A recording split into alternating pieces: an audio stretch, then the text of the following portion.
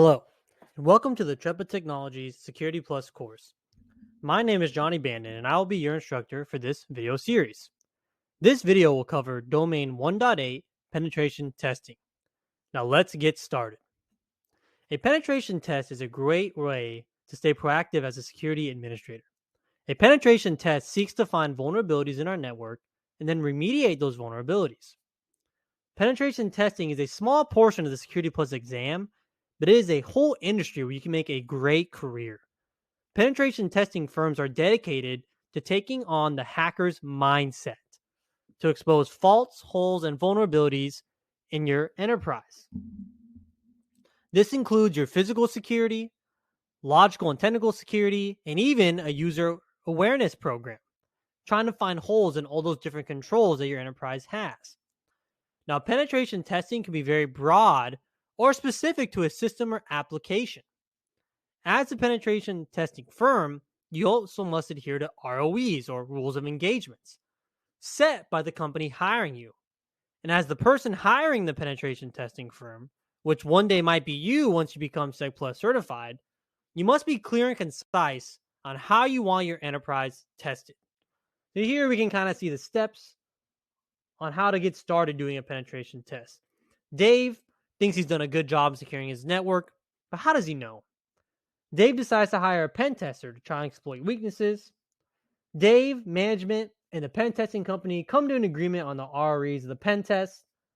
And the pen testing company does what it does best, right? Trying to get inside your network and wreak havoc.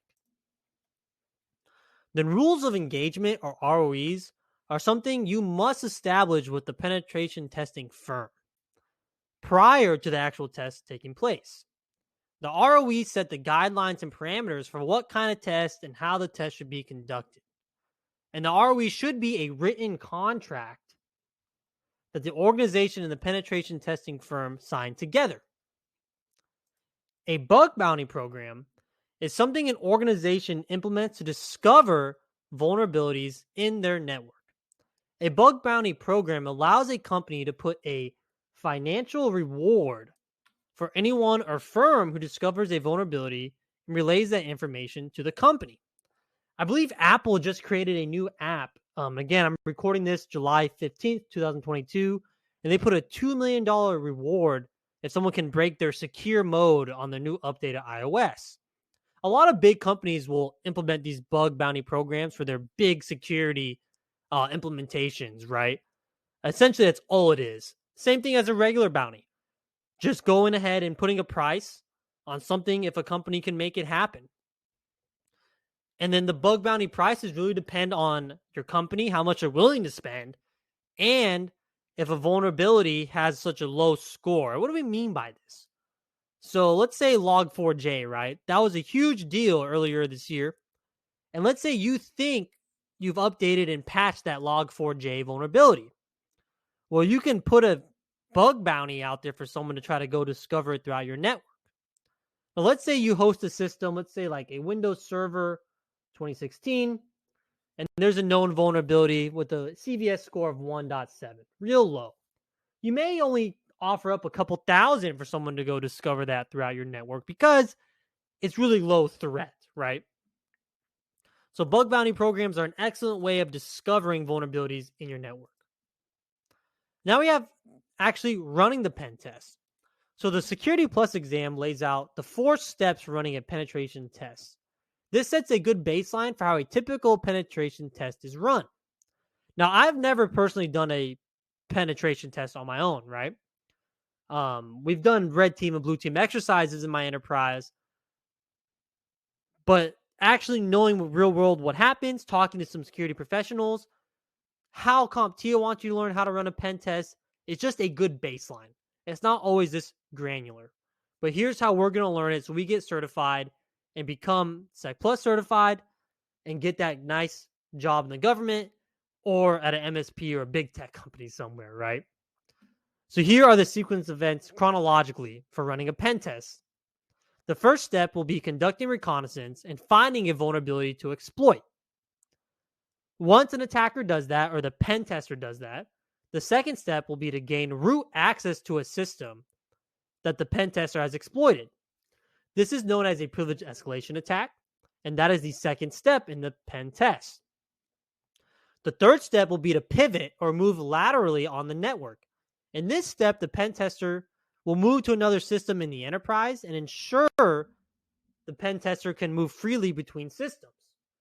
So here we see him becoming root or getting admin privileges.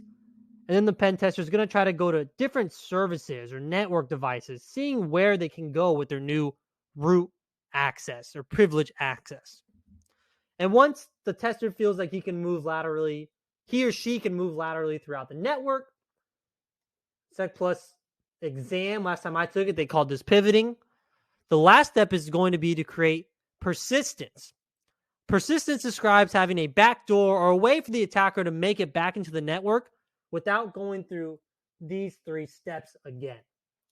And that'll be the last step in the pen test before cleanup happens, right? So now let's go over that.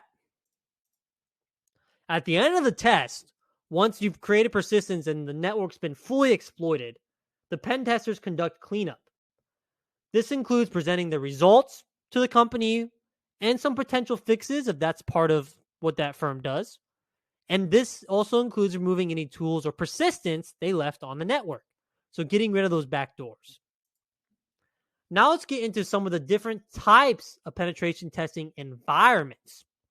So a known environment or a white box test gives the penetration testing firm full access to any resources and inventory in the organization. So here's our pen tester right here.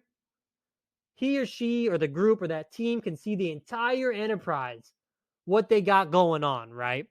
So they can see the different types of hardware, software, and technology used. This sometimes could include some access or some privilege level access, right? But bottom line up front, in a white box test, the pen tester has complete knowledge of the network they are testing. And then we have the unknown environment or a black box test. In this test, the pen tester has no prior knowledge of the network, and this is to simulate when an actual external threat actor would also see if they try to hack into your organization's network. So really, this is like testing an APT, right?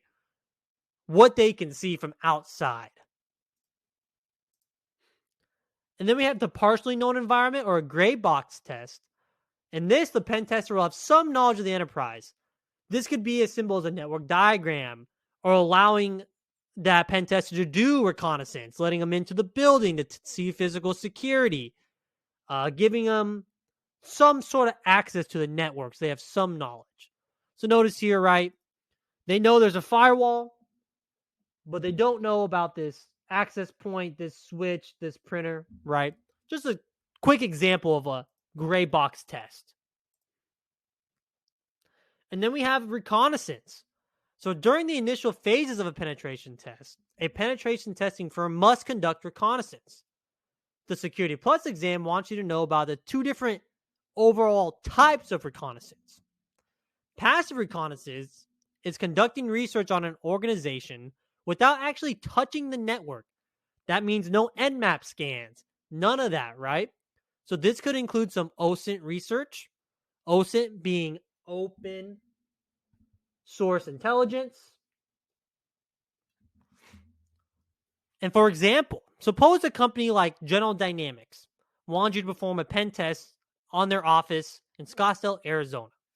So how can you do some passive reconnaissance?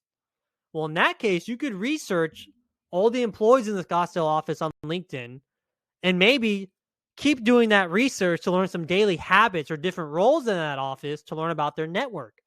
So if they have a database, a UX designer, a front-end designer, network administrator, and let's say that network administrator has Cisco certs and boasts about his Cisco experience, you know there might be Cisco equipment running that network. Active reconnaissance directly engages the organization, either through scanning, testing the physical security, maybe doing some war driving or Wi-Fi analysis on the network. Active reconnaissance is going to touch that network or organization in some way. Then we have footprinting. Footprinting is a technique penetration testing firms use to try and map out different technologies and services being used in the network. A lot of different ways this can work. This can be done. My example here, a pen tester runs an Nmap scan, and that Nmap scan returns a list of operating system, their IP addresses, and definitely some open ports and services. Or maybe even active TCP UDP connections. That is called footprinting. Then we have some more reconnaissance techniques. War driving or war flying. Those are active reconnaissance techniques designed to exploit or learn about wireless networks in the enterprise. War driving is driving by the workplace. And war flying, something new in the Sec Plus exam, is using a drone to conduct reconnaissance. So as our technology advances, so do the attacks. Organizations must be trained and must be able to rehearse their responses to incidences. We can accomplish this by implementing training and exercises into the routine of our IT processes. So there are many different training events we can conduct in our enterprise, like simulations. We can do tabletop exercises.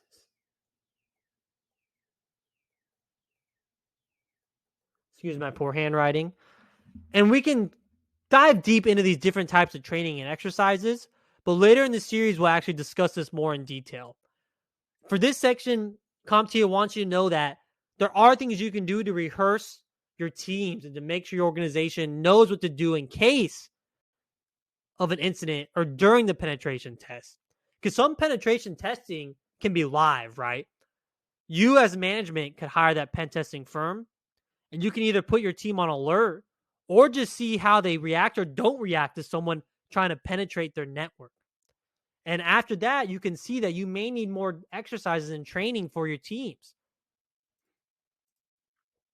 So let's get into the different teams and members when you do these exercises. So the red team is an in-house penetration testing team whose role is to simulate what an attack would look like, or it could be the actual penetration testing firm, and you alert your cyber team that, hey, a penetration test is going to happen. They're the red team. And then your role as a defenders is the blue team. The blue team is the incident response team whose role it is to defend against the red team.